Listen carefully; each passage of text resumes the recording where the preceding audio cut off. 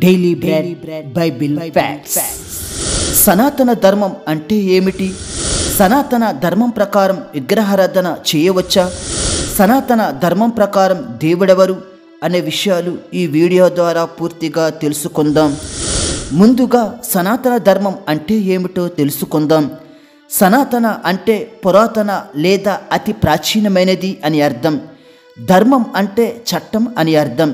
మీకు వివరంగా చెప్పాలి అంటే సనాతన ధర్మం అనేది హిందూ మతంతో ముడిపడి ఉన్న ఒక పురాతనమైన శాశ్వత జీవన విధాన చట్టం. కావున సనాతన ధర్మాన్ని మన హిందూ సోదరులు శాశ్వత మార్గంగా పరిగణించుకుంటారు. సనాతన ధర్మం ముఖ్యంగా ఈ క్రింది గ్రంథాలపై ఆధారపడిన తత్వశాస్త్రం. 1 వేదాలు, 2 ఉపనిషత్తులు, 3 భగవద్గీత. ఈ పురాతన గ్రంథాలలో వ్రాయబడిన చట్టాలే సనాతన ధర్మం. వేదాలు సనాతన ధర్మం యొక్క అత్యంత పవిత్ర గ్రంథాలు. ఈ వేదాలు జ్ఞానం మరియు ఆధ్యాత్మిక మార్గదర్శకత్వానికి మూలం. అలాగే ఉపనిషత్తులు అనేవి వేదాలు తర్వాత వచ్చాయి. ఉపనిషత్తులలో వ్రాయబడినవి ఆత్మజ్ఞానంగా పరిగణిస్తారు. ఉపనిషత్తులలో బ్రహ్మజ్ఞానం గురించి వ్రాయబడ్డాయి. అలాగే భగవద్గీత అనేది శ్రీకృష్ణుడు మరియు అర్జునుడి మధ్య జరిగిన సంభాషణలను ప్రదర్శించే ఒక ముఖ్యమైన గ్రంథం. ఈ 3 సనాతన ధర్మం యొక్క అత్యంత ప్రధాన గ్రంథాలు. ఈ గ్రంథాలలో వ్రాయబడిన ప్రకారం జీవించాలని మన హిందూ సోదరుల సంకల్పం. అందుకే మన హిందూ సోదరులు పదే పదే సనాతన ధర్మం అంటూ ఉంటారు. ఇప్పుడు ఈ సనాతన ధర్మం ప్రకారం విగ్రహారాధన చేయవచ్చా చేయకూడదా అనే విషయాల గురించి తెలుసుకుందాం.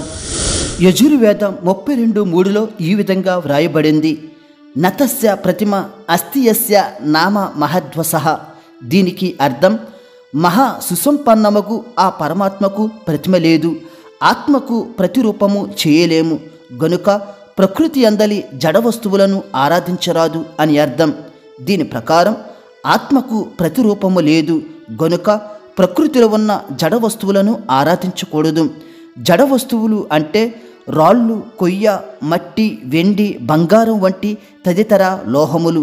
కావున ఈ జడ వస్తువులతో చేసిన బొమ్మలను దేవుళ్ళగా పూజించకూడదు అని యజుర్వేదం చెప్పుచున్నది. అలాగే యజుర్వేదం 4:1లో ఈశా వ్యాసోపనిషత్ 12వ శ్లోకంలో ఈ విధంగా వ్రాయబడింది: అందం తమః ప్రవిశంతి ఏసంభూతి ముపాసతే తదోభూయ యువతే తమోయ ఉపసంభూత్యాగం రతః. దీనికి అర్థం, ఎవరైతే ప్రకృతిని పూజిస్తారో వారు కొన్ను పొడుచుకున్న కానరాని చీకట్లో ప్రవేశిస్తారు. కావున ప్రకృతిలో ఉన్న వాటిని పూజించేవారు చీకట్లోకి ప్రవేశిస్తారు. దేవుడు మానవుల మనుగడ కోసం సూర్య, చంద్ర, నక్షత్రాలు, భూమి, ఆకాశం, నీరు, అగ్ని, గాలి, చెట్లు, జంతువులను సృష్టించాడు. వీటిని మనిషి బ్రతకడం కోసం దేవుడు సృష్టించాడు. అలాగని ఇవి దేవుళ్ళు కావు. రోమ 1:20 ఆయన అదృశ్య లక్షణములు అనగా ఆయన నిత్యశక్తియు దేవత్వమును జగదుత్పత్తి మొదలుకొని సృష్టింపబడిన వస్తువులను ఆలోచించుట వలన తేటపడుచున్నవి. ఈ లేఖనం ప్రకారం దేవుడు సృష్టించిన వస్తువులు అనగా భూమి, సూర్యచంద్ర, నక్షత్రాలు, జంతువులు, చెట్లు, మానవులు మొదలగునవి. ఈ వస్తువులు ఎలా సృష్టింపబడ్డాయో ఆలోచిస్తే దైవత్వం గురించి మనకు తెలుస్తుంది. అలాగని ప్రకృతి దేవుడు కాదు. ప్రకృతి గురించి ఆలోచిస్తే దేవుని కార్యం తెలుస్తుంది. యజుర్వేదం 41లో ఈ విధంగా వ్రాయబడింది: ఈశావాస్య మెదగం సర్వం యత్కంచ జగత్యం జగత్. దీనికి అర్థం, ఈ విశ్వమందలి చరాచర జగత్తు అంతా సత్యమైన వానిచే ఆవరించి ఉన్నది. అంటే ఈ విశ్వమంతా సత్యమైన దేవునితో నిండి ఉన్నది. అలాగని విశ్వం దేవుడు కాదు, దేవునిలో విశ్వం ఉన్నది. కావున మనం విశ్వాన్ని కాకుండా విశ్వాన్ని సృష్టించిన దేవుణ్ణి ఆరాధించాలి. రోమ 1:25 అట్టివారు దేవుని సత్యమును అసత్యమునకు మార్చి సృష్టికర్తకు ప్రతిగా సృష్టమును పూజించి సేవించిరి. ఈ లేఖనం ప్రకారం సత్యాన్ని అసత్యంగా మార్చి సృష్టికర్తకు బదులుగా సృష్టిని పూజించిన వారు ఉన్నారు. కానీ మనం సృష్టిని పూజించకూడదు, సృష్టికర్తను మాత్రమే మనం పూజించాలి. ఆది శంకరాచార్యులు గారు విగ్రహారాధన గురించి ఇలా అన్నారు. అఖండే సచ్చిదానందే నిర్వికల్సే కరూపిణి స్థితే ద్వితీయ భావేస్మిన్ కథం పూజ విధేయతే పూర్ణ స్వావాహనం కత్రః సర్వద్వార స్వచాసనం స్వచ్ఛ సపాద్య మర్గంజ శుద్ధ స్వాచమనం కుతః. ఈ శ్లోకంలో వ్రాయబడిన నిర్వికల్పుడు అనగా ఆకారము లేనివాడు అని అర్థం. ఏకస్వరూపుడు అనగా నిన్న నేడు ఒకే రీతిగా ఉన్నవాడు. ఇటువంటి అద్వితీయ దేవుని పూజించుట సాధ్యమా? అంతటా తానే నిండియున్న పూర్ణమైన దేవుణ్ణి ఎలా ఆహ్వానిస్తావు? అన్నిటికీ ఆధారభూతుడైన వానికి ఎలా ఆసనం వేస్తావు? నిర్మలుడైన వానికి అర్ఘ్యపాద్యాదులు ఎందుకు? నిత్యము శుద్ధుడైన వానికి ఆచమనం అవసరమా? సర్వంతర్యామికి ఒక పీట వేసి కూర్చోపెట్టగలమా? ఆత్మరూపి అయిన దేవునికి స్నానము చేయించి ఆహారము పెట్టగలమా? అందుకే విగ్రహారాధన మంచిది కాదని ఆది శంకరాచార్యులు గారు అన్నారు. అలాగే మనుధర్మశాస్త్రంలో విగ్రహారాధన గురించి మనువు ఇలా అన్నాడు. విధి యజ్ఞత్ జపయజ్ఞో విశిష్టో దశ బిర్గుణేహ ఉపాసుహ స్వచ్ఛత గుణ సహస్రో మానస స్మృత. దీనికి అర్థం బాహ్యంగా విగ్రహాలకు పూజా సామగ్రితో పూజించుట మంచిది కాదు. విగ్రహాలను ఆరాధిస్తే అది సరి అయిన ఆరాధన కాదు. ఆత్మతో సత్యముతో ఆరాధించుట మంచిది. మనుధర్మశాస్త్రం ప్రకారం చూసిన విగ్రహాలను పూజించకూడదు. దేవుణ్ణి ఆత్మతో సత్యముతో ఆరాధించాలి. యోహాను సువార్త 4వ అధ్యాయము 24వ వచనం. దేవుడు ఆత్మ గనుక ఆయనను ఆరాధించువారు ఆత్మతోనూ సత్యముతోనూ ఆరాధింపవలెనను. ఈ లేఖనం ప్రకారం దేవుణ్ణి ఆత్మతోనూ సత్యముతోనూ ఆరాధించాలి. అలాగని విగ్రహాలను మనం ఎదురుగా పెట్టుకుని ఆరాధించకూడదు. ఎందుకంటే దేవుడు ఆత్మ కావున ఆత్మతోనే ఆరాధించాలి. భగవద్గీత 7:24లో ఇలా వ్రాయబడింది. అవ్యక్తం వ్యక్తి మాపన్నం మన్యంతే మమ ఉద్యః పరంభావ మజానంతో మమాన్య మనుత్తం.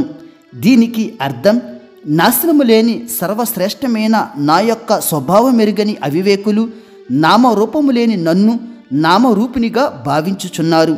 దీని ప్రకారం దేవునికి నామరూపం లేదు, అయినా కానీ నామరూపినిగా దేవుణ్ణి ఆరాధిస్తున్నారు. ఇలా వివిధ రూపాల్లో అవివేకులు మాత్రమే దేవుణ్ణి ఆరాధిస్తారు. కీర్తనలు 135వ అధ్యాయము 17-17 వచనములు. అన్యజనుల విగ్రహములు వెండి బంగారువి, అవి మనుష్యుల చేతి పనులు.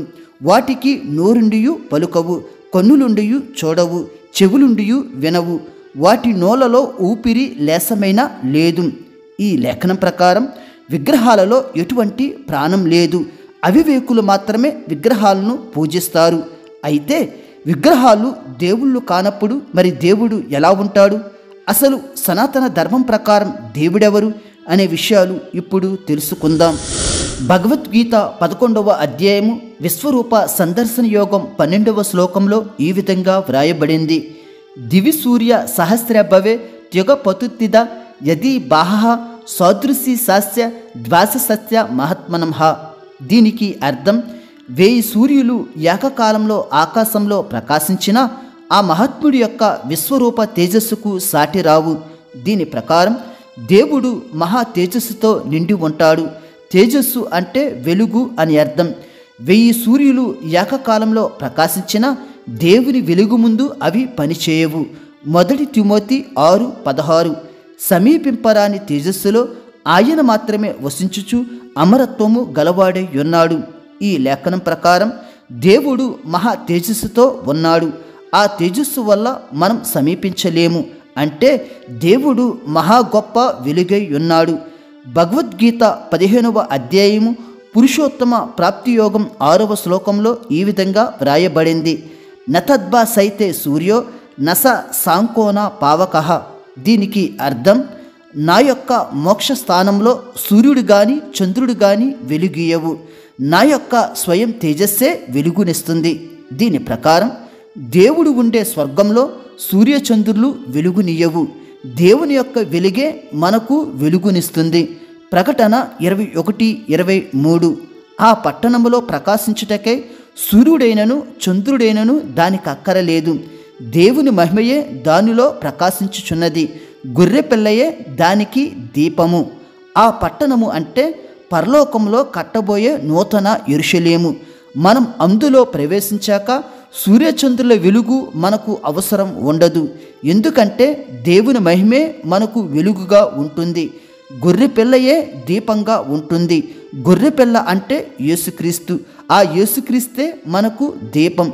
కావున దేవుడంటే వెలుగు. సనాతన ధర్మం ప్రకారం చూసిన దేవుడంటే వెలుగు.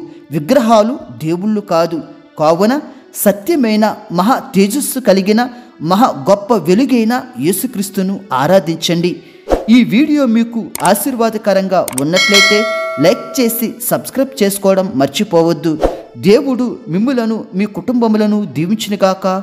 ఆమేన్.